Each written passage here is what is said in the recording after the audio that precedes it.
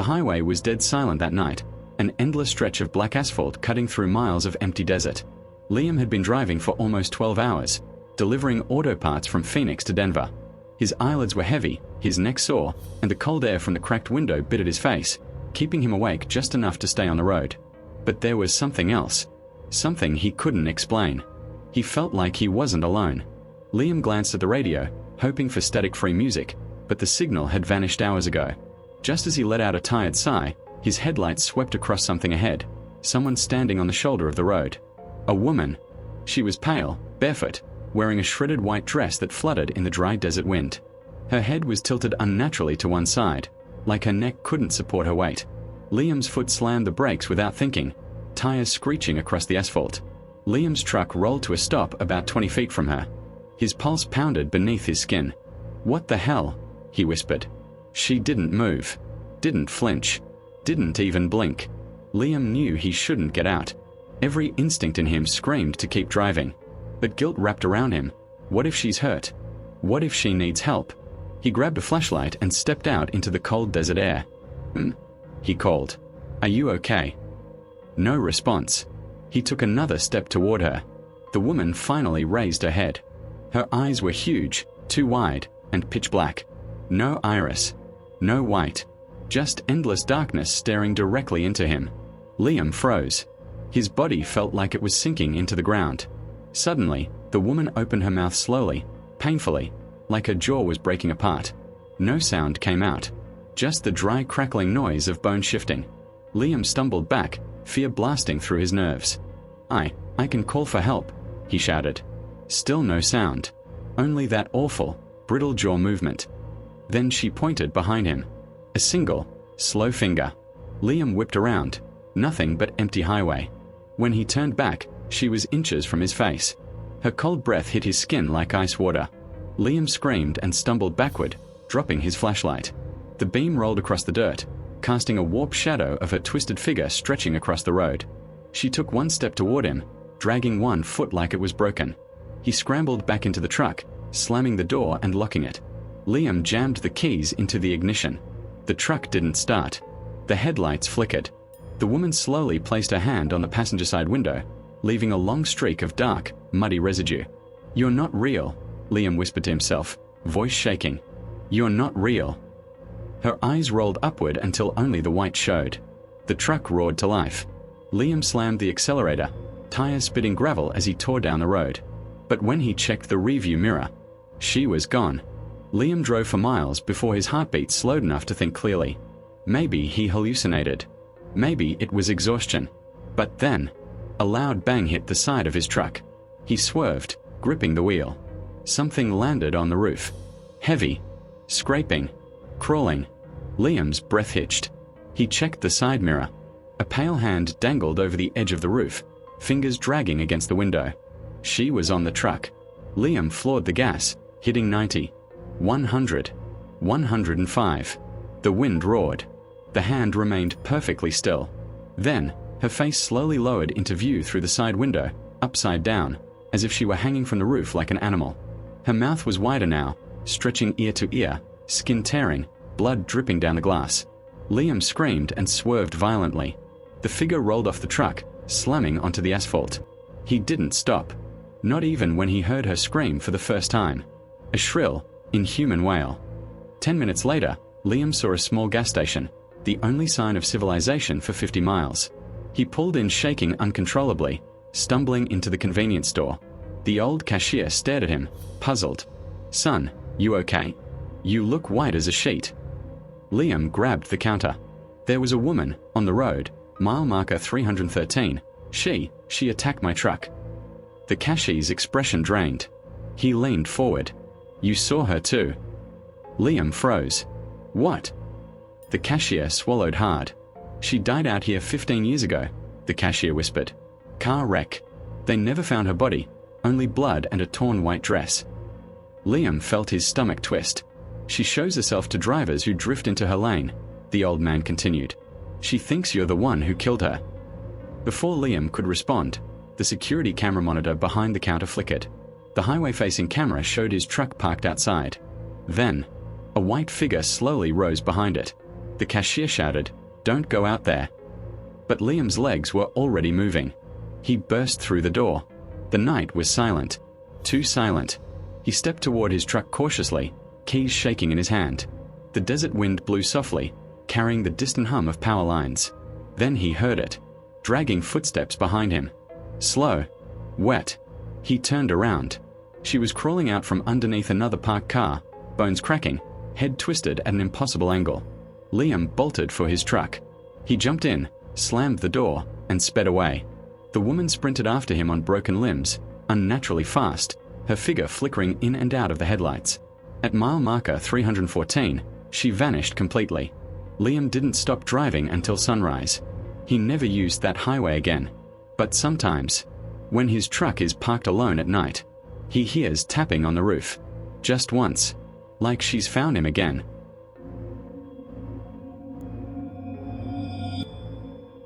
Jake Turner had driven across the country for years, hauling furniture from East Coast to West Coast, but nothing ever unsettled him like the stretch of highway that locals called Black Hollow Road. A 30-mile detour through thick forest, always dark, always foggy, even in daylight. Truckers whispered about strange things there, lights flickering, shadows crossing the road, whispers from the trees. Jake never believed any of it. Until the night he picked up the hitchhiker. It was past midnight when Jake noticed him. A tall figure standing on the roadside, thumb out, suitcase beside him. He wore an old tattered jacket, jeans soaked from the damp air, and a baseball cap pulled low enough to hide his face. Jake slowed down. Something told him not to, something heavy in his gut, but the man didn't look dangerous. Just lost. Jake rolled down the window. "You need a ride?" The man nodded silently. He climbed into the passenger seat without a word. Jake immediately felt the temperature drop 10 degrees.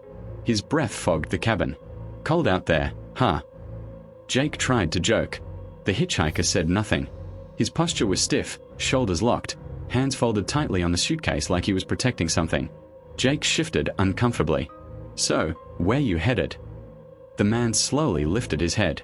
His voice was low, dry, almost like it hadn't been used in years. "Home."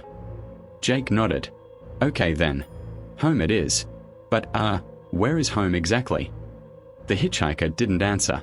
Instead, he pointed forward, to the dark, winding road ahead. Jake cleared his throat and kept driving. The forest surrounding them seemed to lean closer, branches arching like skeletal fingers ready to wrap around the truck. Fog thickened until Jake could barely see 20 feet ahead.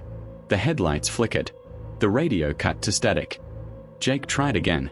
"You from around here?" No response. The hitchhiker's hands gripped the suitcase tighter, knuckles pale as bone. Then Jake noticed something strange. The man's clothes were soaked, but not from rain.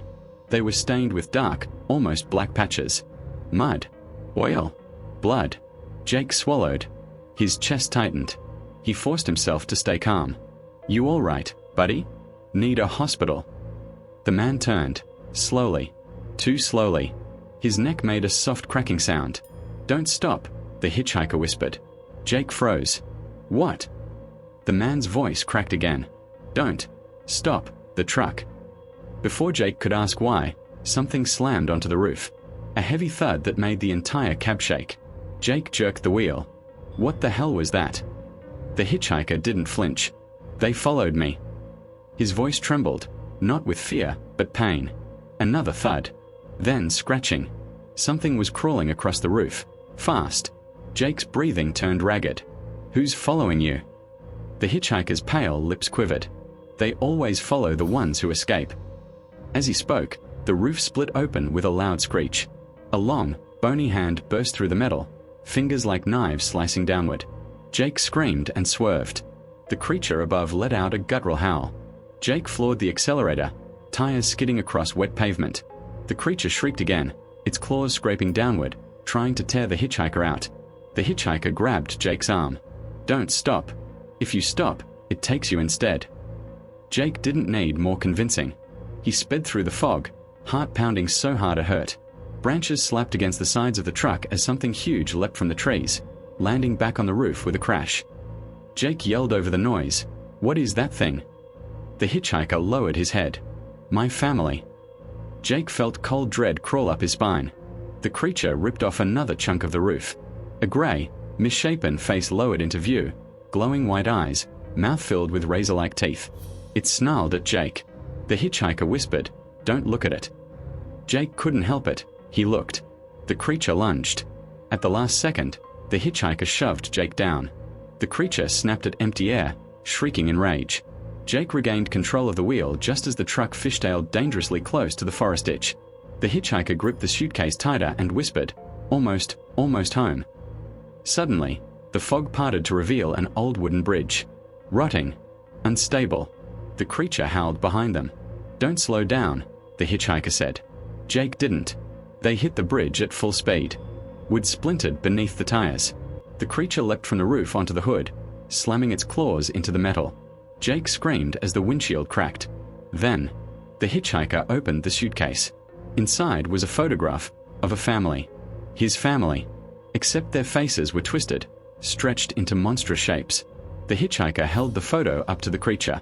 It froze. Its white eyes widened. A guttural moan escaped its throat.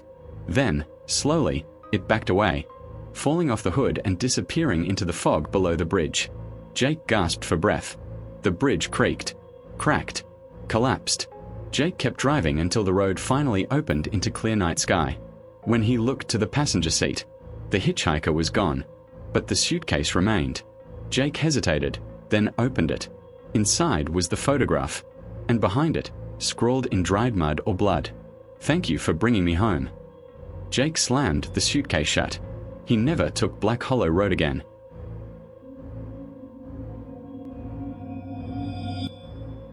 The storm had been raging for hours, turning the interstate into a dangerous maze of water, wind, and flashing lights. Amber Lewis was heading home from a late shift at the hospital, exhausted and half-blinded by the rain hammering her windshield. The wipers struggled to keep up, slapping back and forth like frantic hands trying to push back the storm. She slowed as she approached an old concrete overpass, one she always hated driving under. Tonight, it felt worse, like the storm was trying to warn her. Amber took her foot off the gas. Her father used to tell her stories about this overpass, how truckers claimed something walked across it during storms. Something tall, something fast, something that wasn't human. Amber never believed him. But as the headlights swept under the bridge, she saw a shape, a single silhouette, standing perfectly still on the side of the road. A man. No, too tall, too thin, arms hanging almost to its knees. Amber gasped and hit the brakes, sliding slightly on the wet pavement. The figure didn't move, didn't react, just stared straight at her car with her head tilted at a strange, broken angle. She felt her pulse thundering in her ears. Her instincts screamed to drive fast, but her body felt frozen in place, trapped by that awful stare. The figure took one slow step toward her. Amber's breath caught in her throat. She slammed the accelerator. The tires hydroplaned, then gripped. Amber shot forward, heart racing. The storm swallowed everything behind her except flashes of lightning, flashes that kept lighting up the overpass in the rearview mirror. Then she saw it. The figure was no longer beside the road. It was on top of the overpass, standing at the edge, watching her. Amber's chest tightened. "Don't look, she whispered. But she couldn't help it. She kept checking the mirror. Another flash of lightning. The figure was gone. She exhaled shakily, until something heavy landed on her roof. The car jolted violently. Amber screamed, gripping the wheel as the vehicle fishtailed on the slick road. Something crawled across the roof, long limbs thudding heavily, scraping along the metal. Amber hit 70 miles per hour. The creature's weight shifted to the hood. A long arm slid down the windshield, fingers pressed against the glass. The hand was huge, too long, too thin, joints bending the wrong way. Amber's headlights flickered. Her engine sputtered. "No, no, no, not now," she cried. The creature pressed its face against the windshield. A pale, eyeless face. Smooth skin where eyes should have been. Its mouth stretching slowly. Way too far. Amber screamed and punched the gas. The car roared forward, tires skimming over the flooded road. The creature's mouth opened wider, revealing rows of small, sharp teeth arranged in concentric rings like something from the deep sea. Rain poured down its face, but it didn't blink because it had no eyes. It tilted its head, listening to her like an animal sensing prey. Suddenly, it vanished, simply dropped off the hood. Amber didn't slow down, didn't breathe, didn't dare look back. But 30 seconds later, A loud thud hit the trunk. Amber nearly lost control as the creature crawled back onto the roof. She could hear it breathing now. A wet, rattling sound. Like lungs filled with water. It slid toward her window. Amber spotted a rest stop sign ahead. "Please, please," she whispered, turning sharply into the small lot. She braked hard under the canopy near the vending machines. The creature slid off the roof, hitting the pavement with a sickening wet crunch. Amber scrambled out of the car and ran into the restroom building, slamming the door behind her. Her whole body trembled. Rain drummed on the roof like gunfire. Then she heard it. Footsteps outside. Slow. Deliberate. The footsteps stopped right outside the door. Amber covered her mouth, holding back a sob. The doorknob twitched. Turned. Stopped. Then, a long fingertip slid under the gap at the bottom of the door. Feeling. Searching. Scraping. Amber backed into a stall, locked it, and hid behind the toilet. The bathroom lights flickered. A deep, slow exhale filled the room. It was inside. Amber held her breath as the creature's footsteps echoed closer. One stall door creaked open. Then another. Then another. It was checking them systematically. She squeezed her eyes shut. Tears rolled silently down her cheeks. The footsteps stopped right outside her stall. The thin gap at the bottom filled with a shadow. Then, the stall door latch began to turn. Suddenly, a roaring engine echoed outside. Headlights swept across the bathroom window. The creature hissed. An unearthly, waterlogged hiss. Then it retreated. Fast. Amber waited until the footsteps were gone. She crawled out slowly and peeked outside. A highway patrol cruiser was parked behind her car. The officer approached, raincoat dripping. "You all right?" he asked. Amber shook violently. "There's something out here, on the highway. It's tall, it crawled on my car, it's in the storm." The officer frowned. He glanced at her shattered hood. The deep claw marks. The dented roof. He swallowed nervously. "You should get back in your vehicle. I'll call for backup." Amber nodded and hurried to her car. Amber got inside, locking the doors. She wiped fog from the windshield. The officer walked toward his cruiser. Then he stopped. Frozen. Amber's heart sank. She looked up. Standing on top of his cruiser was the creature. Its long limbs draped over the light bar. Its eyeless face tilting down at the officer. The officer went still. Too still. The creature reached down. Amber screamed, "Run!" But the officer didn't move. The creature's hand wrapped around his head. A crack echoed through the storm. Amber covered her mouth as the officer's body dropped to the pavement. The creature slowly turned toward her. It began walking. No, gliding toward her car. Amber started the engine. The creature sped up. She hit the gas. The car shot forward. The monster chased her onto the highway, keeping up easily despite its unnatural gait. It climbed onto the guardrail beside her, running parallel, matching her speed. Amber pushed the car to 90 miles per hour. The creature leapt. It landed on the hood, denting it inward. Amber screamed and yanked the wheel. The creature lost balance and tumbled violently across the pavement. Amber didn't slow down. She drove until the storm ended, until the highway lights returned, until she felt like she could breathe again. But when she finally reached home and opened her front door, a wet footprint was on her welcome mat. Large. Thin. Wrong. Amber froze. Then she heard it. A single tap. On her roof. Like something had followed her home. If this story gave you chills, hit like right now. And if you're brave enough for more terrifying true stories, subscribe and turn on the bell. Because the next horror drop is even scarier. Don't watch it alone.